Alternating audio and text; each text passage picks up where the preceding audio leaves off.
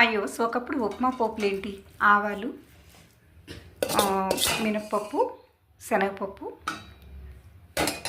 అల్లం చిన్న ముక్కలుగా తరుక్కుని, పావు కిలో నూకకి 2 మీడియం సైజు ఆనియన్స్, కరివేపాకు, పచ్చిమిర్చి, ఇవి ఉప్మాకి మనం వేసే పోపులు. ఇప్పుడు ఉప్మాకి మనం ఏం వేస్తున్నామంటే బీట్రూట్ నుండి బంగాళాదుంప వరకు, క్యాప్సికమ్ నుండి క్యారెట్ వరకు వేస్తున్నామండి. ఇంకా అవి చాలవని చెప్పేసి మరొకని శనగ పలుకులు పోస్తున్నామండి. ఈ రకంగా ఉప్మా చేస్తున్నామండి. కానీ ఉప్మాకి ఈ రకంగా మర్చిపోయానండి, చాలామంది టమాటో ముక్కలు కూడా కట్ చేసి వేస్తున్నారండి. ఇవన్నీ ఉప్మాకి అవసరం అండి? నో నీడ్ అండి.